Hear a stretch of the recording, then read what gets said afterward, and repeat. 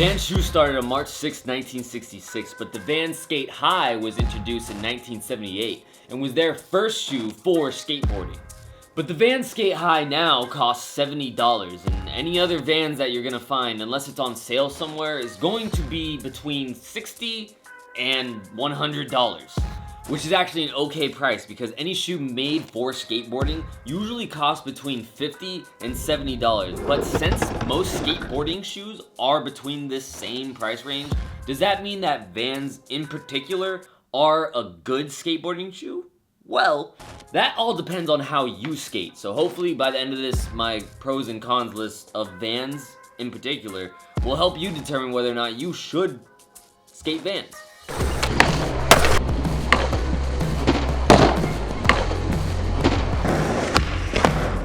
There's one pair of Vans that has a big advantage over any other pair of shoes, and that is the Vans Slip-On Pro, for the simple fact that there are no shoelaces for you to rip, because I typically always rip my shoelaces, and if you do too, and you're sick and tired of it, like I was, then go to notsponsored.shop right now where you can pre-order my unbreakable shoelace, which I spent forever trying to freaking make, and there's a limited supply on pre-order for you to pick from, black or white. So go get yours now. The very first attributing factor that you should determine when you're deciding whether or not you want to skate Vans is your foot. Of course, Vans are gonna fit on everybody's feet, but there are different ways that they fit on different people's feet, and not just the fit true to size factor. Because there's no second size for a shoe on how wide it is. It should be like, this is a 10,4. This is a 10,5. Is that a 10,5? Is that a 10,4? Is that a 10.5, 5?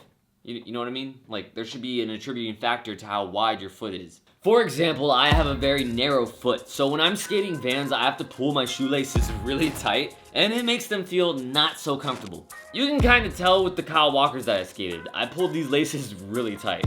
I also broke them. Vans do seem to fit a wider foot better. Any of my friends that I know skate Vans, I usually ask them, hey guy, you got a wide foot? And they always seem to reply, yes, I have an extremely wide foot. And that always seems to be the trend. So if you have a really wide foot and your foot's not super narrow, then you might like these better. So consider your foot and the way that they fit in different shoes, because that will affect the way that you flick your board.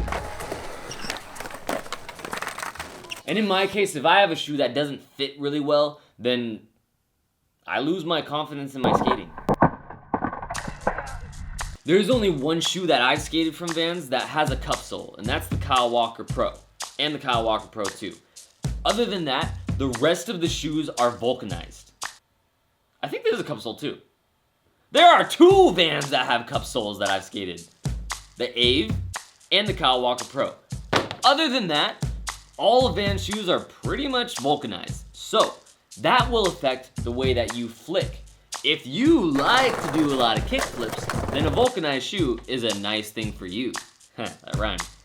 I also like doing my kick flips, and I can tell when I have a vulcanized shoe versus a cup sole shoe on my kick flips. But at the same time, you lose that really crisp, solid heel flip feeling. Because when I do my heel flips and I have a cup sole, I can feel it roll off my heel and it flicks real nice, comes up to my foot and feels crisp, clean, good, no problem, good time. But that does not determine if they're worth it or not yet. The insole is not great in any of the Vans that I skated, and the fact that it's a vulcanized shoe means that it's a thinner outsole and the insole is helpful, but not so great. But that little bit of extra cushioning is about as helpful as a baby. But you can't ask a baby to help you. Baby can't help you do anything. So the majority of them do not have a lot of impact protection, and after you break them in, they do feel very loose on your feet, which is good in most cases, because usually skateboarders do like their shoes to be nice and loose on their feet. Me, if you know my reviews, then you know I don't. The tread on the bottom of all Vans is pretty consistent across the board. They haven't changed it since I've been skating, and they usually are good enough. They are slippery if you're skating in the skate park, because usually the ground at skate parks are kind of slippery.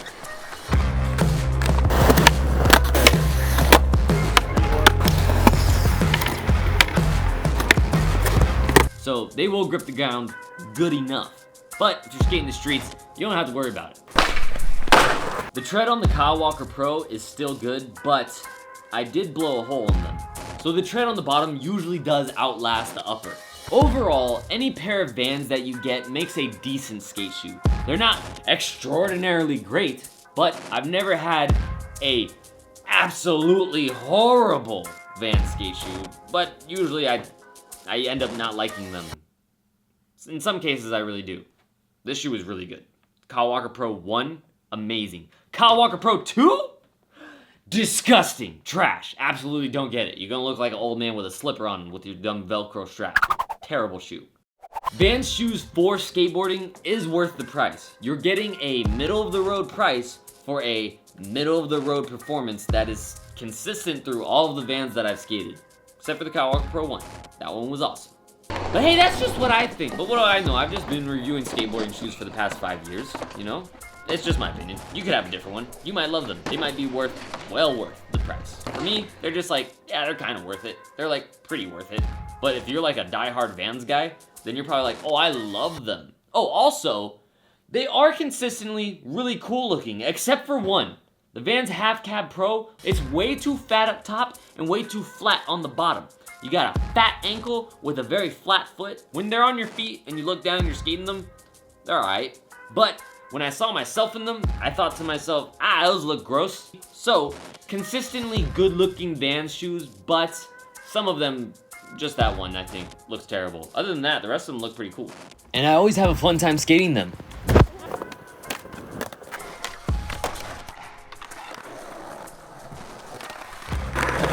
If you're tired of ripping your shoelaces, then go over to notsponsored.shop where you can pre-order my ripped shoelaces right now. Leave a comment down below, let me know what shoes you want me to review next, what shoes you want 101 kickflips in next. Also, leave a like on the video because YouTube wants the algorithm to go up and all that stuff.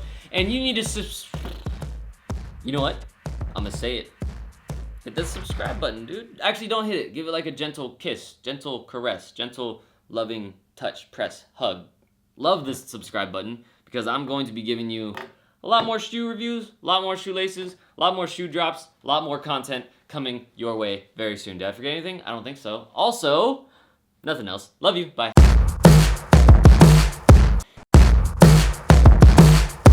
And if you have watched this far, you're my guy. All you guys, I know you guys are there. Y'all dope.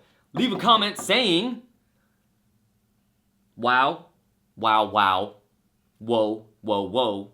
Here we go with a rhyming, fun timing, 2-timing, 3-timing, 4-timing, extreme diming with fine dining inside the dining room, jumping on the Zoom call for an interview, y'all, with the big dude who is cooler than me and maybe y'all, because he interviewed me for a job a little while ago. Now I have a job and lots of hoes. Okay, leave a comment saying that. It's not true. It's not true. Well, the job part, I did get a job, so that's why. Actually, I don't know, I've been doing the video thing. Yeah, either way, I love you. Bye.